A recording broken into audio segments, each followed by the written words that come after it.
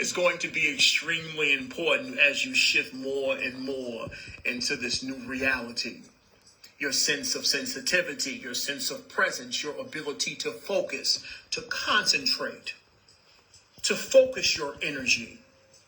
You being able to focus and direct your energy comes out of your ability to actually ground yourself, to be quiet, to be still, to recognize yourself, to acknowledge yourself. Once again, you're the foundation of everything that you see around you. All the enjoyment and blessings and things that we love to play with here within the physical, they come from the stillness. That's where they come from. That's the root. That's the soil. That's where you give birth to all the joy that you intend to experience. Your ability to be still. That's where it all comes from.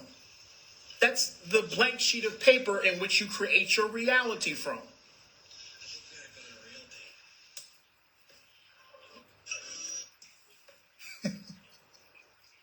Once again, sometimes the most boring things or things that don't seem very interesting, they work as the backdrop and foundation of the beauty we truly intend or we truly desire, fervently desire to experience.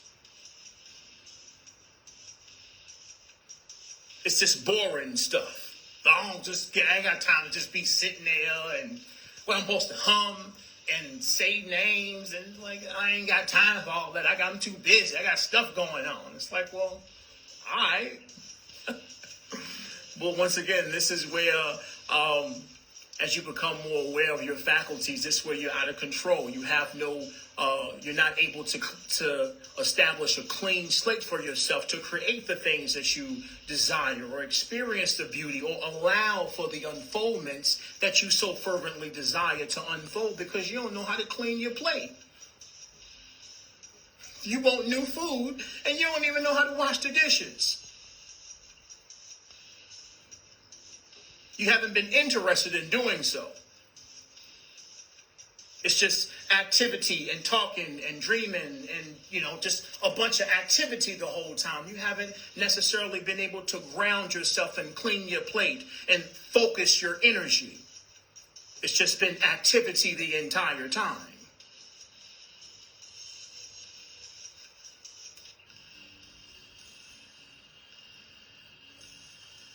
Sometimes to create new things, you got to start with a clean sheet of paper.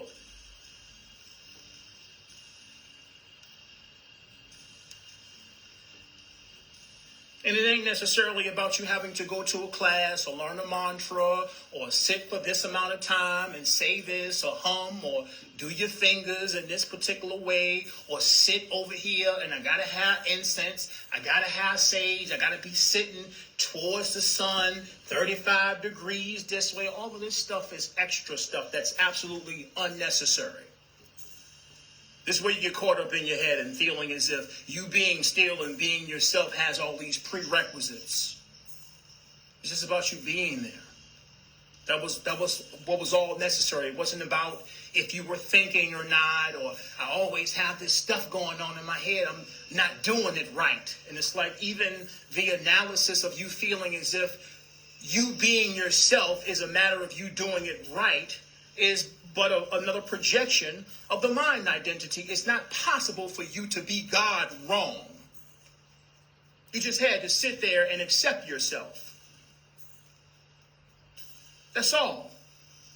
There was nothing for you to do. There was no analysis or technique and, all this mental activity and judging yourself. Oh, I'm doing it wrong. I just can't sit down. I got ADHD, so I really can't. And it's like all that talking,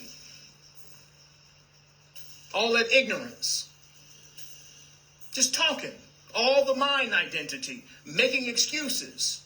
And they seem to be effective excuses because, you've been told medically that you can't do this, you can't do that. And it's just a bunch of blockages, just a bunch of talking. That's the nature of your being. All you got to do is sit there and accept yourself. That's all that was necessary. Be quiet. All that talking ain't necessary. Just be there.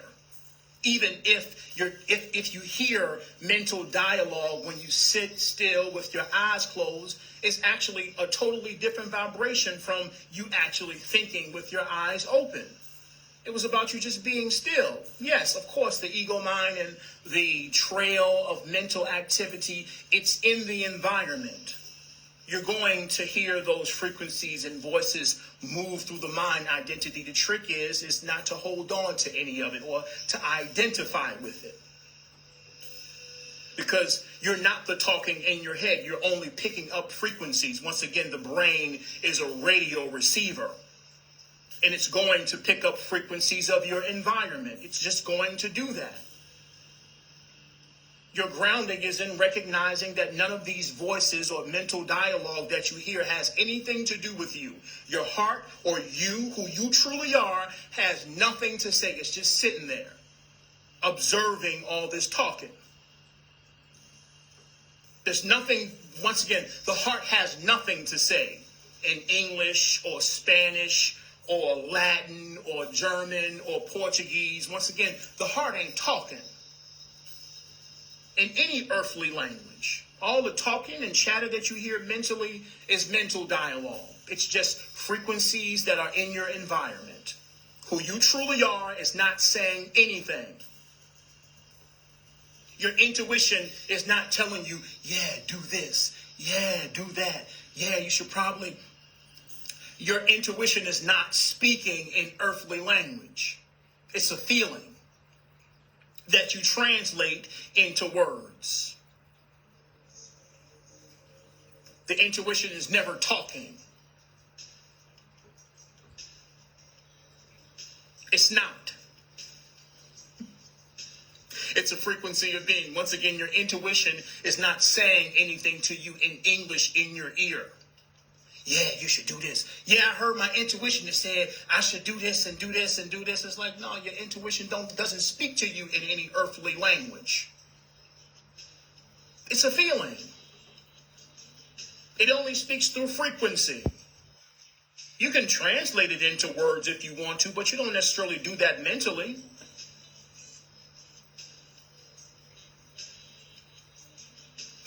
We're getting caught up in all this analysis, and it's totally confusing.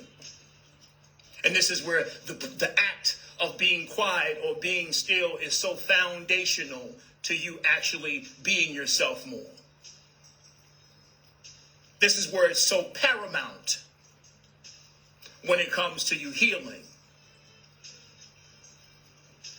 Because some of us still feel that the intuition is guiding us and speaking to us in our ear in a particular language and saying, do this, do that. Yeah, you probably shouldn't do this. And you got the devil on one shoulder and a little angel on another shoulder, big suggestions and so on. All this is mental activity. This is not cartoons, okay?